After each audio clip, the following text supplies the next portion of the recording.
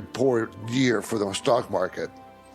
So New Year's Eve is tomorrow, and I'm hoping you have a safe and sound New Year's Eve party if you're going there, going to go out.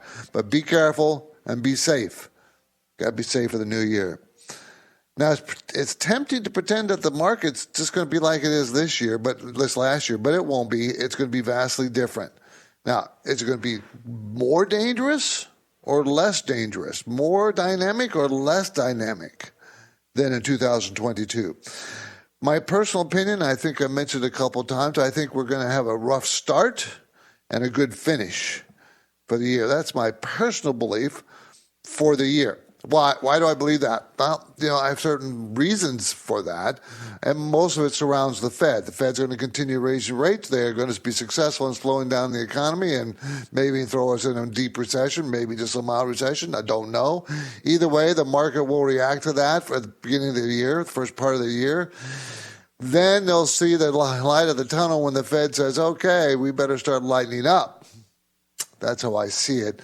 And since the market feels that earnings are going to start picking up, maybe not this year, when I say this year, next year, 2023, but earnings might pick up in 2024, the market is going to start reflecting better outlook by sometime late next year. That's my thesis anyways. Of course, it could be wrong, but I think that's a pretty accurate I've thought through pretty detailed, looked at all the numbers. I think it's a pretty good thesis for us to work with. Okay? So my name's Steve Peasley. I'm here to help you on this radio and podcast program with anything financial that you need help with, need an answer to, or need some guidance. We'll talk about that. Okay? If it's about your portfolio, the strategy of your portfolio, I'll be happy to talk about that. If it's just your 401k, what you should do, or should you buy property, not buy property, whatever it is financial, we'll discuss. How about insurance? I'm not I have a very deep background in insurance, but I'm not a big insurance guy. I'm not one of those guys that thinks you got to have insurance for everything. I don't. So the phone lines are now open. You can call and ask your questions anytime you want, but we're live right now, 24 hours a day, 7 days a week is when you can call. But right now, Monday through Friday, 4 to 5 Pacific time, we are live. And the number is always the same, whether live or not, 888-99-CHART. Okay, 888-992-4278. My focus point today, will the Fed drive the market in 2023? Will the Fed drive the markets in 2023? Now, the Fed played a huge role in 2022. We know that because they dramatically increased interest rates throughout the year, trying to stay on top of inflation, and which, we've talked about way back when they were way too late to fight inflation, which turned out to be true. I mean, they should have started fighting inflation in 2021, but they didn't start until 2022. They're not very proactive. They're reactive. Anyway, so my focus point is about what kind of role will they play this coming year? Time to permit, I will also get into a few other things that I've written down. Reasons to take early retirement. Social Security benefits, reasons to take early retirement. Also, Russia assets owned by unfriendly, quote unquote, unfriendly countries or country men or women may have to take a 50% cut if they want to sell those assets. Plus, Russia government takes 10% commission. But we got to talk about investing in foreign markets. It's dangerous, and this is a danger. And finally, how much does it take to be the top 10% earners in the United States of income earners? How much money do you have to earn to become the top 10% earner in the United States? How about 5%? How about 1%? Well, I have numbers based on 2020. How much money you need to earn to make the top 10%. I think you're going to be shocked. Okay? So those are things I'm going to talk about, at least try to talk about. But you drive the show, so it's going to be wherever you want it to go. As long as it's financial, I'm going with you. So we have some voice bank questions as well, and I'll get to those 403B retirement funds and a question on VTOL. VTOL is a Bristow group out of Houston. So we're going to talk about those hopefully. And how did the market do today? I'm surprised the market came back as strong as it did. Came back pretty good, really. It was down, still down. NASDAQ was down, the Dow was down 73, NASDAQ down 12, and the S&P down 10.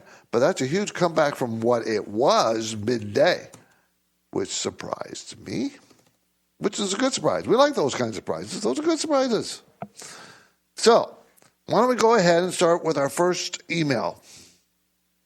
Hello, I had a question about ticker LEA. The company is Lear. I currently hold a 1% position, down about 30%, and wanted to see your insight as to whether I should add to it, hold, or sell it. Thank you. Bye. Lear Corporation, everybody, out of Southfield, Michigan, manufactures seating, electrical systems, products for automotive OEMs. So it's in the auto industry. It's very cyclical, and the reason why it's gone down because it's very cyclical, and we're in the part of the cycle that usually auto stocks go down. Now, the question is it gone down far enough?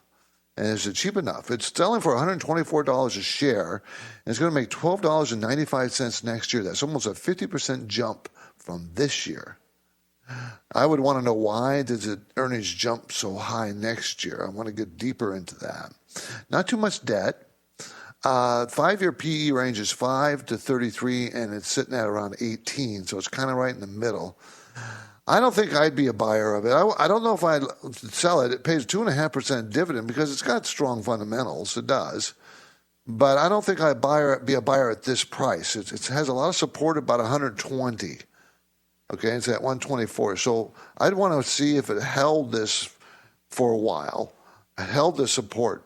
It has a lot of resistance, about 190. Okay, $190 a share. I don't like it because it's the cycle, but part of the cycle. Not yet, anyways. I don't like it yet. We're headed into a break. I welcome your financial investment questions, and you can do it right now. No questions too simple or too complex. You set the agenda, everybody. Call InvestTalk, 888-99-CHART.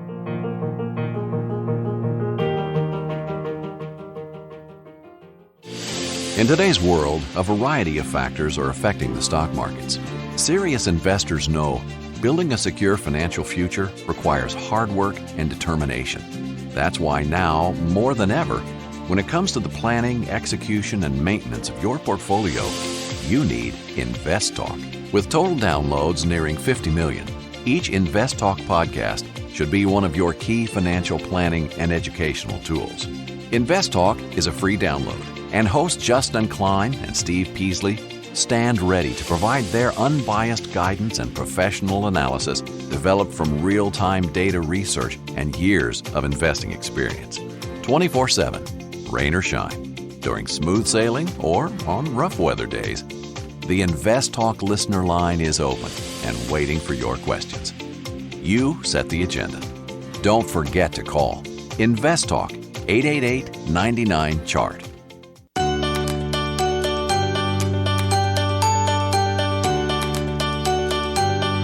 Holiday season is here. Steve Peasley and Justin Klein are on duty, and they welcome your finance and investment questions. Call InvestTalk, 888-99-CHART.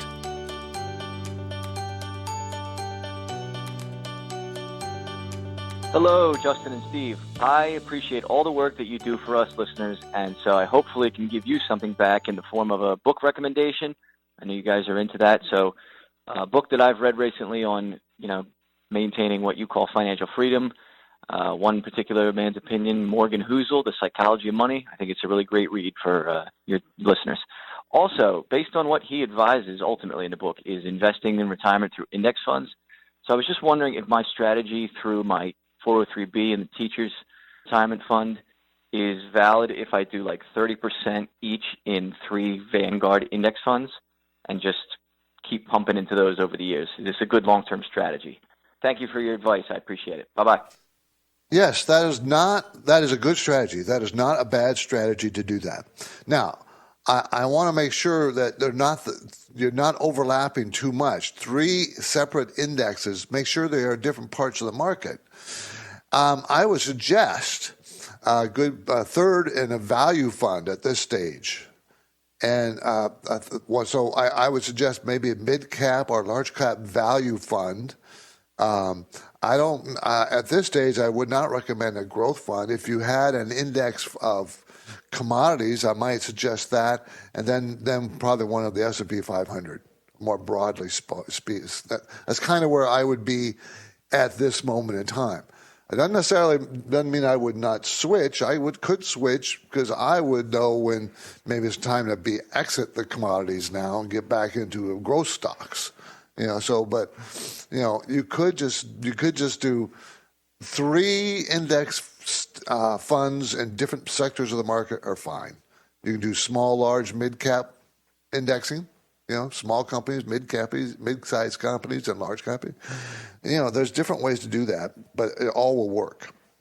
Okay? Let's go talk to Peter in San Francisco. How you doing, Peter? I'm sorry, not Peter, but it's Paul. Hi, Paul. I'm sorry. I'm Paul. I've called you before. I want to know what is the highest amount of Social Security a person get per month if they do everything perfectly and they wait until 70 to get it. What's the highest payout, you mean, to a person that if he paid the maximum Social Security benefits over the last 30 years, and what could it be his maximum payout be? Is that what you're asking? I'm trying to do that, yes. It probably, I'm giving you an educated guess, okay? An educated guess based on my own personal calculations, and it'd be about $5,000 a month. Okay, I'll be not below that too much. That's good. I thought it'd be 10,000 or something like that. Yeah, no, it's not like that. It's not that much. No, they don't. Yeah, they cap it obviously, but yeah, that would be very good if you could do that. That'd be excellent. Thanks for the call. It's a good call, Paul. Good call, Paul. Appreciate it. Goodbye. Thank you. 888-99-CHART. Because remember, you don't pay Social Security taxes on all your income. If you made $300,000 a year, you wouldn't pay Social Security taxes on $300,000. There's a limit. It changes every year. I think it's around $200,000. Maybe somebody out there knows the exact answer. I don't. But you earn so much, and then you'll stop paying on your Social Security taxes because you maxed out. You can max out your payments, from your income. So, good question. That's why most people don't think that that's true, but it is true. Okay, when people take time to leave an InvestTalk podcast review on iTunes, we like to thank them with a courtesy answer to a question, a quick question answer. This is Bob from Boston. Okay, I would like your opinion on WBD. Excuse me.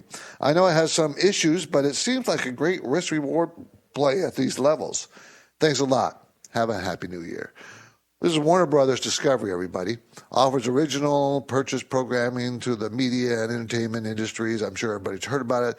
It's a $9.48 stock. Now, it hasn't been this low in years. Has not been this low in years and years and years.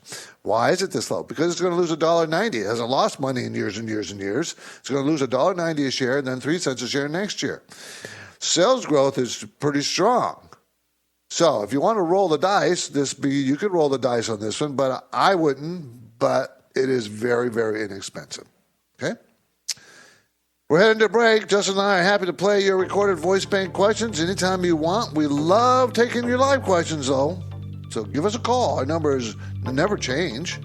So it's 888-99-CHART.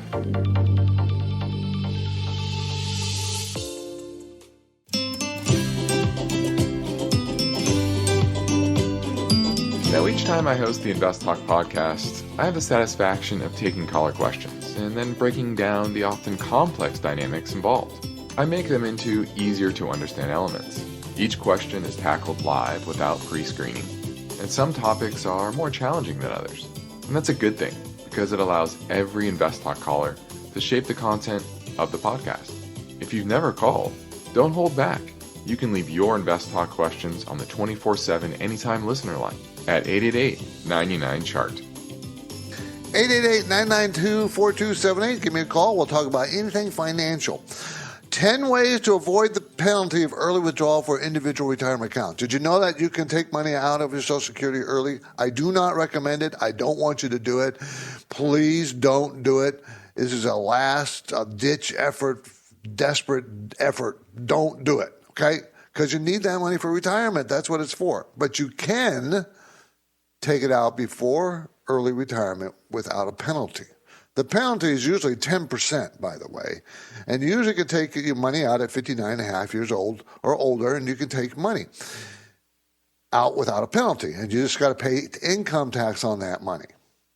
Okay? Also, if you wait till you're 70, it'll be about 30% more if you can wait that long. Okay? What are some of the ways you can do it? Okay, I'm going to give you the ways. Or why should you do it even? You can do it for higher education expenses. Okay, you may be exempt from penalty of IRA funds if you're used to pay qualifying higher education costs for you, your spouse, or your children or grandchildren. Okay? Second, first-time home buyers. And first-time home buyers, don't misconstrue that because they count first-time home buyers. Let's say you bought a house, had it for 5 years, sold it, and now 5 years after that, you want to buy another house? That's a first-time home buyers. As long as there's a 2-year period where you didn't own a house in between, you still qualify as a first-time home buyer. So you can borrow money for that. Only about $10,000, though. Penalty-free. Health insurance if you're unemployed. Death. Beneficiaries who inherit an IRA upon the owner's death generally aren't subject to a penalty if they pull the money from the inherited account before age 59 and a half. Unreimbursed medical expenses. Birth or adoption. Disability. An IRS levy. You can take money out of your 401k or your IRA to pay the IRS. Great. And active reservists in the reserves, military reserves, can take out money out of there for certain reasons. You got to learn what they are.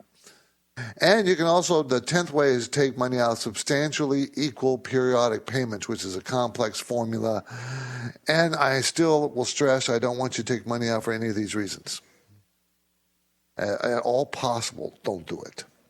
On Friday, I generally like to take time to take a quick rundown of the key benchmarks. Two-year Treasury yield is 4.4%. 4.4%, pretty darn good. At this level, money is going to start competing with the stock market. Bond market is going to start competing with the stock market for money. Because you can make 4.4%, 4.4% U.S. two-year Treasury with no risk. Of course, that's way below the inflation rate at this point, but, or the other options, you have to take risks and may lose money. For perspective, by the way, it was 4.3% 2 weeks ago. 53 weeks ago, a year ago, it was 0.64%. The 2-year is paying 3.87%. So 4.4 for the 2, 3.87 for the 10-year. That means we are still in an upside-down interest rate environment. The yield curve is inverted. It's not a healthy sign. Not a healthy sign. Gold was priced at $1,823 an ounce. I saw it did move up sharply in the last few weeks. Last week was $1,802. 2 weeks ago it was $1,792. 6 weeks ago it was $1,751. 10 weeks ago, it was $1,652. And let's see, let's go back a year. About a year ago, it was $1,911. So it peaked at the beginning of last year, fell all during the year, and now it's trying to reach back up to that peak. So silver today, $23.96, $23.96 an ounce. 2 weeks ago, it was $23.21. 10 weeks ago, $19.15. So it's same path gold takes. Oil, $80.26 a barrel. That's kind of gone up. It was $79 a barrel a couple of weeks ago. 8 weeks ago it was 88. 12 weeks ago it was 92. So, let's see, $113 a barrel a year ago. No, that was 38 weeks ago. A year ago it was 66. So it's gone from 66 to 113, and it's 80 now. Okay. Where is it going from here? What about next year? I think it's going to stay in the same range. I don't think it's going to do anything dramatic outside that range unless something dramatic happens. What's dramatic? Oh, war in the Middle East. The war expands. Russia war expands dramatically somehow. Something dramatic has to happen, or I think the oil is going to stay in that range. Okay? And for now, well, the stock market will be closed on Monday, by the way, for the New Year's holiday. So we have prepared an all-new Best of Caller Questions, a compilation show, of course. You can download that podcast for free at InvestTalk.com. However, Justin might do a live show. He might do that, so stay tuned. For now, I'm Steve Peasley. I'm ready to take your calls. 888-99-CHART. Kick off the new year with great game day deals at Meijer. Ready, set, score big with small avocados for 49 cents each for guacamole. Or buffalo chicken dip with Meijer Family Pack boneless, skinless chicken breast for $1.99 per pound. And Doritos are 2 for $5 with M-Perks. Then grab some drinks to cheers every time your team runs up the score. Plus, pay the same low Meijer prices no matter how you shop, in-store or online. There are so many ways to enjoy the big games and ring in the new year at Meijer. Exclusions apply. See all the deals in the Meijer app.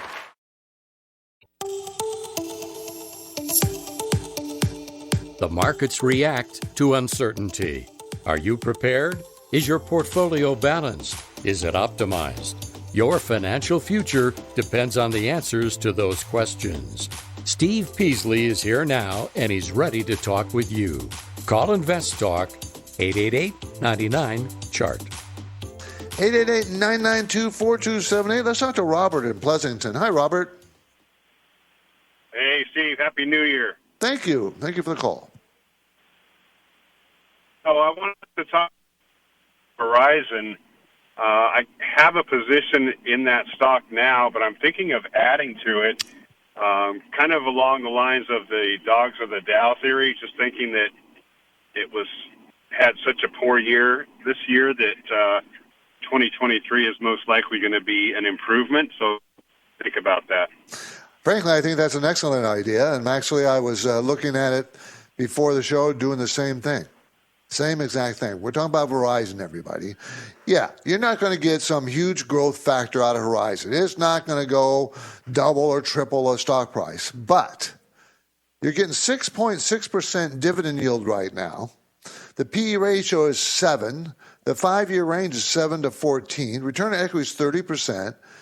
If you just get the stock to go up to where it was, $50 to $60 a share, which is where it's been for a long time, right? Long time, years, okay? $39 to $50 to $60 plus a 6.6% dividend yield. I don't see, to me, this is a no-brainer. Why would you not be an owner of Verizon? I think it's an excellent strategy. Now, don't dump all your money in Verizon, everybody. Don't say, well, Steve said put all in Verizon. No, I'm saying has it as part of a balanced portfolio. I think it's an excellent dividend payer, and you're going to make a very nice profit. You just got to be patient. It may take 2 years for it to get back up there, but who cares? Meanwhile, you're collecting 6.6% on your money. So I like the idea, Robert, a lot. Thank you. The KPP Premium Newsletters is finished today, and it will be distributed to subscribers tomorrow morning. Of course, I have a little review here. In the market conditions section, I explained the Santa Claus rally was mixed this year. The first half of the week was negative, but as we reached oversold territory, the market bounced on Thursday. The month of December can be volatile in a year when the market is down double digits, like it is. Tax loss harvesting becomes an intense practice because everybody's had losses, so they want to harvest them. So that makes it more volatile for the year, okay, especially in a negative year. So the market bounced on Thursday, fell hard this morning, but came back quite a bit after that. I don't know if you noticed that this morning. Tax loss harvesting becomes more intense on portfolios that have significant losses. Most portfolios that were tech-heavy will land in that position. However, this could lead into a positive January. Tax loss selling is over, and market has, in general, sold off significantly. Therefore, there's lots of cash sitting on the sidelines. We would not be surprised if January was positive. The reverse of February as fear of recession grabs hold again. Okay, initial job claims at proxy layoffs increased 9,000 to a seasonally adjusted 225,000 last week, according to the Labor Department. Average weekly claims this year through mid-December were slightly lower than 2019, on average of 218,000, when the labor market was also historically strong. Okay. Employers added 263,000 jobs in November, holding near the strong gains of the previous 3 months, when they averaged 282,000 jobs a month. Third quarter economic growth was stronger than previously estimated, the Commerce Department said last week, and it is largely due to higher estimates of consumer spending. More layoffs are expected in the new year. As inflation marches on, savings accounts will become more depleted, consumer spending will continue to decline. Purchasing power from the paychecks fell 2.9% for the middle-income households in 2022 compared to 2021, while raising 1.5% for the bottom fifth of households. Okay? So the middle-income people lost money, basic buying power, and the lower-income people gained buying power. We expect to see market volume come back next week as traders return from the holiday. Institutional money will also be rebalancing for the new year forecast.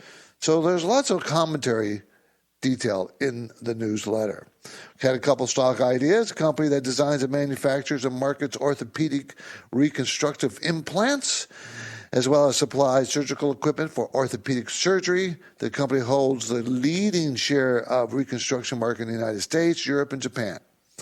With healthy margins and strong cash flows, we think it should do pretty well. Also, a company that develops and markets drugs with concentration in oncology, immunology, cardiovascular disease, diabetes, and vaccines. However, the company's decision in late 2019 to pull back from the metabolic area will likely reduce the firm's footprint in this large therapeutic space. About 30% of total revenue comes from the United States and 25% from Europe. The company is well positioned for fast-growing emerging markets. So those are the two stock ideas we had. And of course, I give you a sample teaser of the latest KPP Premium newsletter. Subscribers, you can receive the full edition every Saturday morning if you want it. It comes out every week. And, of course, there's two other sections, Portfolio and Consumer Watch sections. Learn more and subscribe anytime at InvestTalk.com. Let's go ahead and grab another caller question. Hey, Steve and Justin. I was wondering if you could take a look at VTOL, which is Bristow Group. They're an oil services company. I was wondering how something like this would compare to a company like Halliburton or Baker Hughes that are sort of the large names in that sector. Thanks. Well, Bristow Group, it provides helicopter transportation services primarily to more major oil and gas companies in the U.S. and abroad. So it's a transportation company focused on the oil and gas field. So the more drilling out there, the better off they're going to be. So in that situation, that would be a good position for them. But it's a $27 stock, going to make $1.45 this year, lost 55 cents a share last year, and they're going to make $1.46 in 2024. So how much is that really worth? See, I don't think it's worth much more than where it's trading at. Maybe up to $35, $40, but that's about it. I don't see a lot of upside potential for the company. I don't. And since they don't pay a dividend, I'm not that interested in the company. I really am not. We're still watching the calendar, everybody. There are only hours remaining in 2022. The stock market has certainly been presenting what I call changing market dynamics. And if you are serious about your financial future, you have to deal with the things the way they are. Not the way that you want them to be, but the way they are. So you need to update your strategy. You need to rebalance your portfolios. You should have already done that. I mean, you should have. But if you haven't, please think about the strategies going forward. The strategy you have going forward. Does it meet your retirement goals? Does it meet the reality of the economy that you're in? That kind of thinking, that kind of strategies. Then how do you implement that strategy? How do you know how much risk you want to take? How do you know how much risk you did take? We can all help you with that. We at KPP Financial, that's what we do. We help people with those kinds of strategies, those kind of decision making.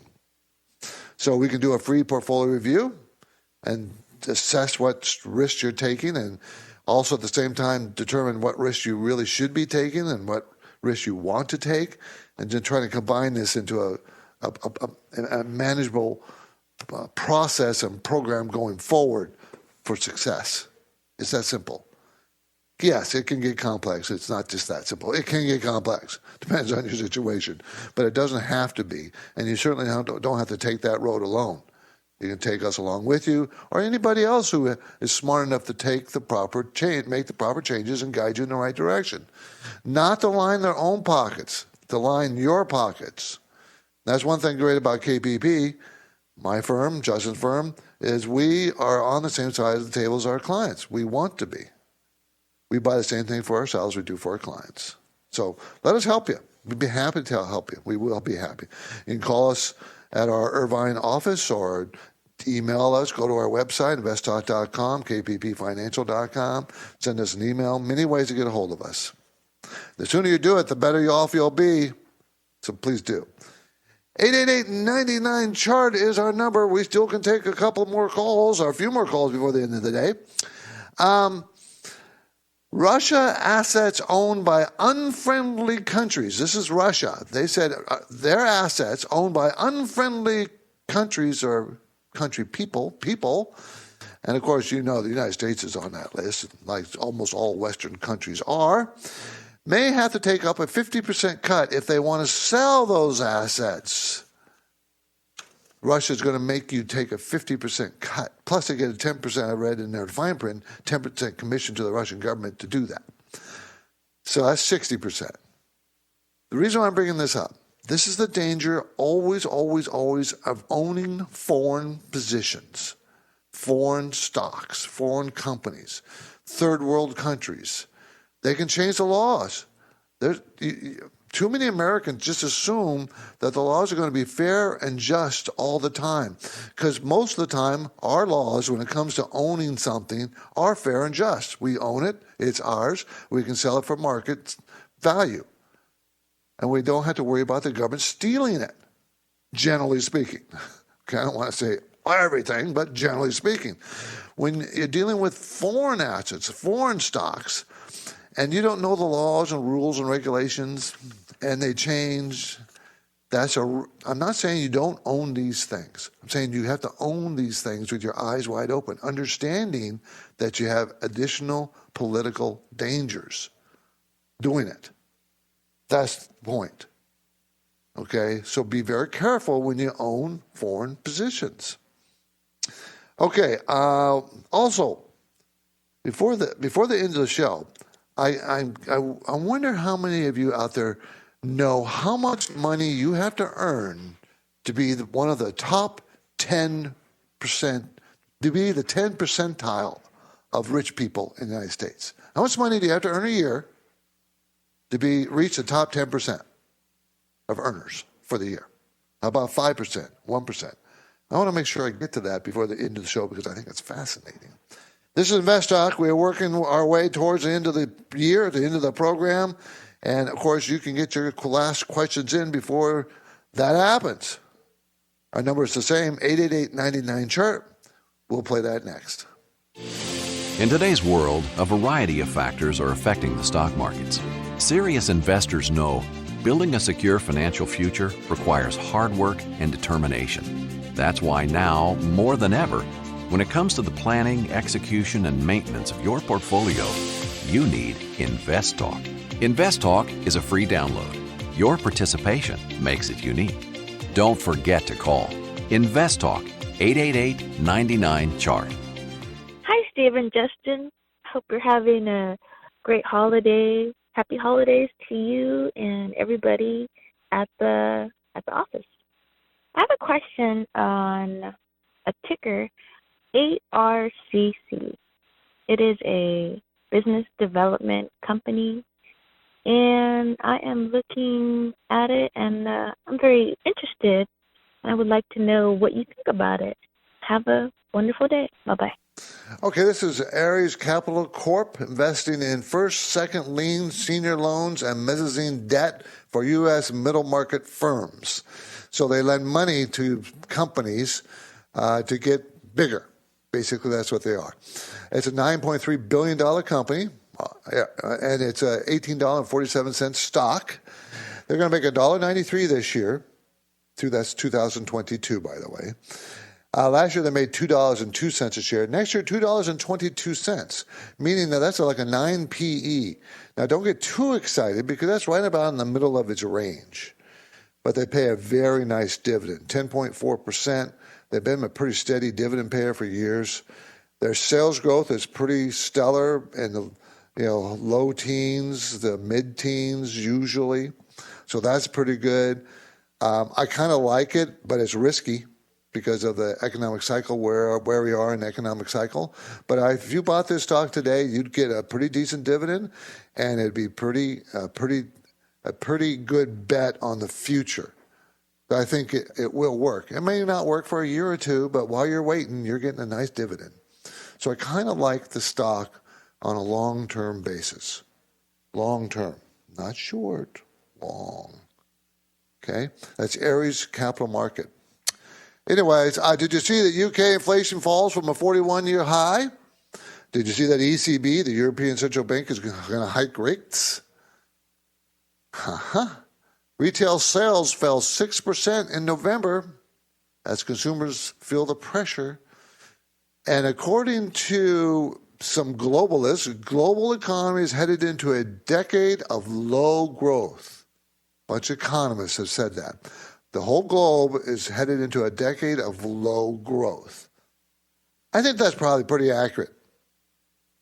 So inflation's going to ease next year. We're going to have a slow growth economy for a number of years. U.S. consumers think inflation is going to ease next year. So, things aren't as bleak as people think. I think that, as I told you at the beginning of the show, I think we're going to have a tough first part of the year, and the second part of the year the market will do better. The market will do better. Economy might still be struggling, but the market will do better. This is InvestTalk. I'm Steve Peasley, and we have one goal here, everybody, to help you achieve financial freedom. And our goal will continue right after this break, so get your questions in now, 888-99-CHART.